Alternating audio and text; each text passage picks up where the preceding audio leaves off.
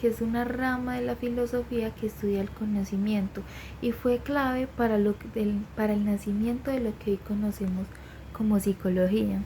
Antes la psicología, la etapa precientífica, se consideraba una rama de la filosofía, ya que se basaba en creencias, religiones, hasta que llegaron los pensadores como Sócrates, Platón, Aristóteles y los filósofos precientíficos que hacen una revolución de ideas y se empiezan a cuestionar lo que damos por normal. Entonces, para dar inicio debemos descubrir qué es la psicología y qué significa. La psicología, su palabra es psique, que significa alma, y logos, que habla acerca del estudio o discursos, y antes del siglo XIX no se consideraba ciencia, por lo que les contaba, que se mezclaba con filosofía, religión y supersticiones. Y en lugares como Egipto, Grecia y Roma, las enfermedades mentales como la esquizofrenia se le atribuían a castigos divinos o fuerzas sobrenaturales. La importancia de ella es que nos cuestiona acerca de qué es el alma, cómo pensamos y qué nos hace humanos. Línea del tiempo. Empecemos con los filósofos sofistas. Son maestros de la retórica y la persuasión y negaban una verdad universal, pero cada persona puede defender su propia verdad. Se puede traducir de que no existiría una verdad absoluta, pero sin embargo podemos defender nuestro punto de vista. Y sus aportes es que mostraron que el lenguaje influye acerca de lo que creemos y en cómo lo razonamos. Empecemos con los filósofos presocráticos que quieren dejar de un lado las creencias para ver algo aún más natural, observar el entorno.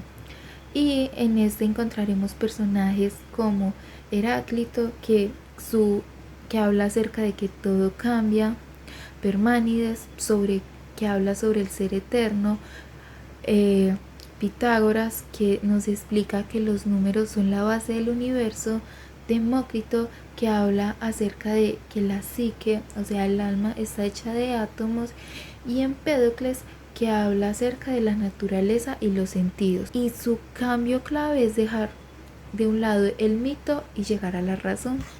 Y filósofos clásicos está Sócrates con la mayéutica, que habla acerca sobre el arte de parir ideas y nos ayuda a descubrir la verdad por medio de preguntas, lo que nos hace cuestionar si lo que creemos es totalmente real. Se puede hacer un ejemplo acerca de la belleza, que lo que para mí es belleza puede que esa no sea la verdad absoluta. Platón, que habla acerca de las ideas innatas y la separación de alma y cuerpo, y uno de sus métodos se puede decir que fue el diálogo.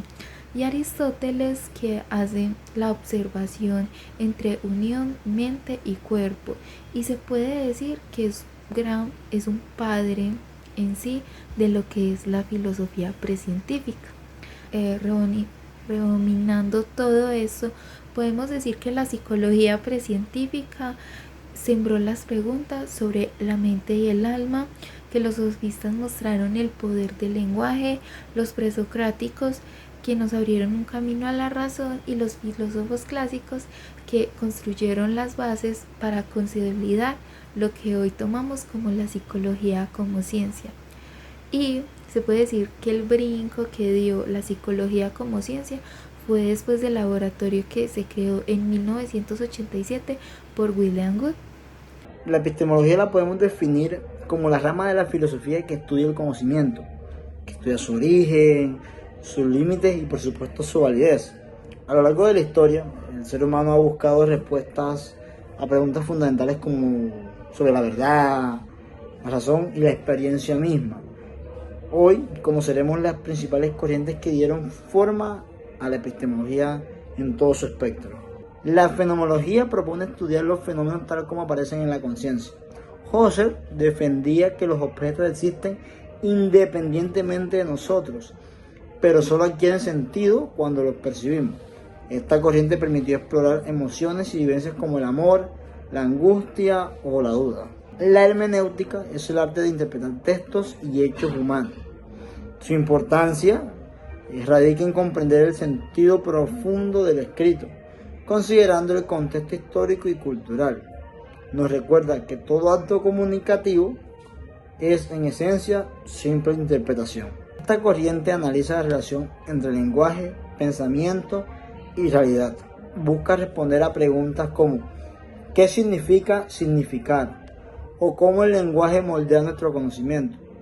Para los filósofos del lenguaje, conocer y hablar están profundamente entrelazados, conectados. Establecía que una teoría científica solo si ésta puede ser refutada. Para él, la ciencia no busca demostrar verdades absolutas, sino someter sus hipótesis a pruebas que intentan falsearlas. Así, el conocimiento científico siempre es bastante provisional. El racionalismo afirma que la razón es la fuente principal del conocimiento.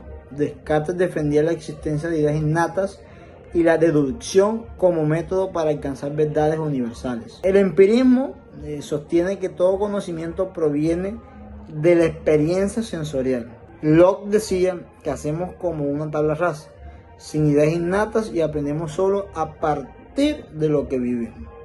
Es decir, que aprendemos de la misma experiencia. Positivismo de Auguste Comte. Comte defendía que la única realidad son los hechos observables. Aplicó el método científico al estudio de la sociedad, dando origen a lo que hoy conocemos como sociología.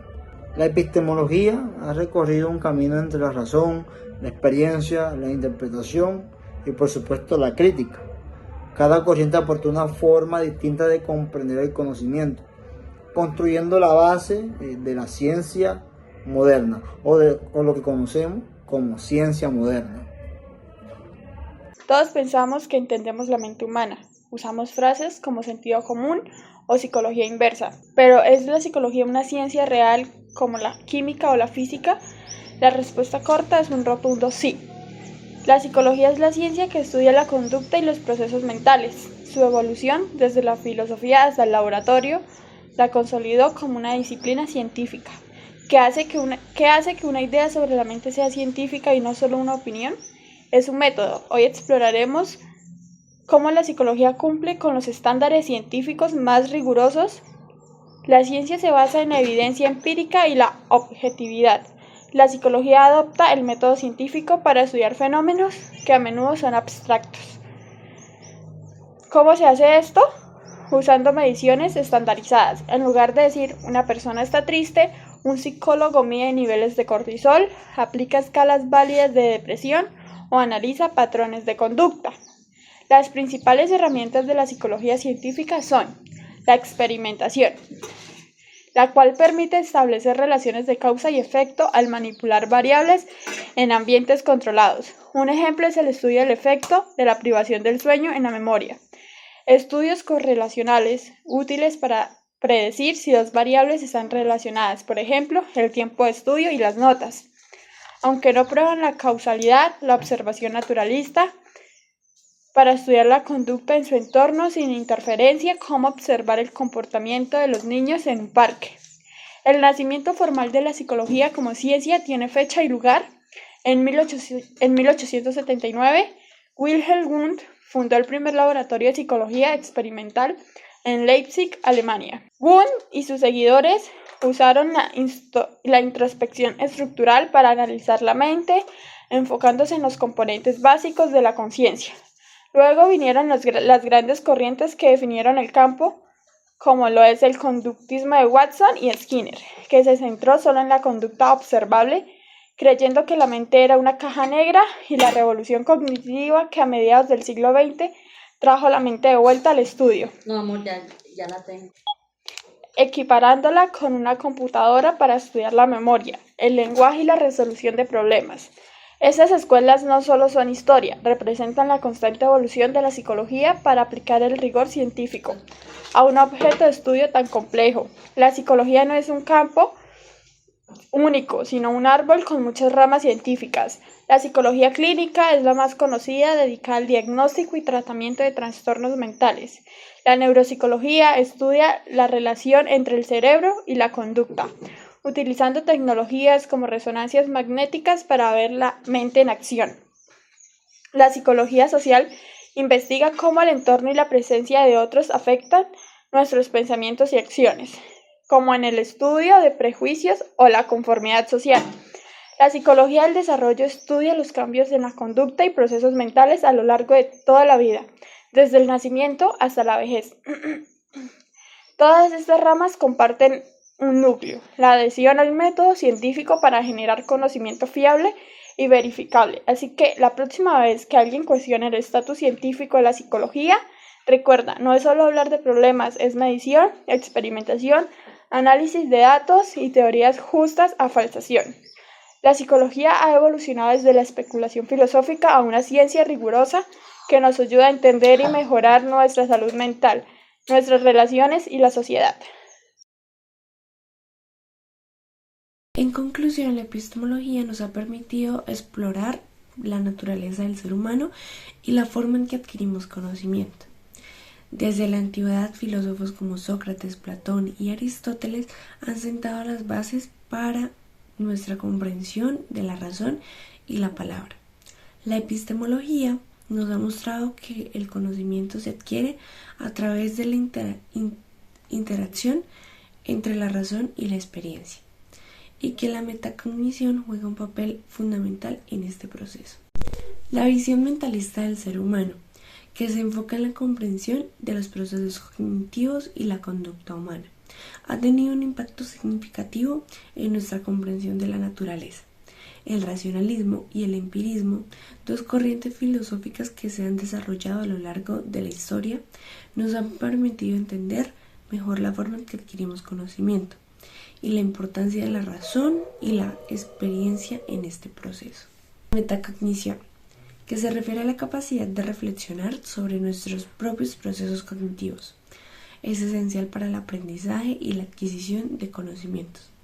Al ser consciente de nuestros propios procesos de pensamiento y aprendizaje, podemos mejorar nuestra capacidad para aprender y recordar información. En cuanto a los filósofos clásicos, Sócrates nos enseñó la importancia de la duda y la crítica en la búsqueda del conocimiento.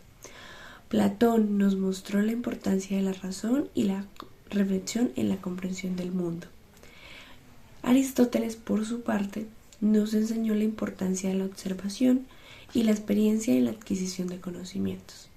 Algunas frases de estos grandes filósofos, como la de Sócrates, "solo sé que nada sé", se refiere a la importancia de la humildad y la conciencia de nuestras limitaciones del conocimiento. Sócrates quería destacar que, a pesar de ser considerado uno de los más sabios de sus tiempos, él mismo era consciente de que no sabía todo y que siempre había algo que aprender. Y la frase de Platón: "la sabiduría es la virtud más alta".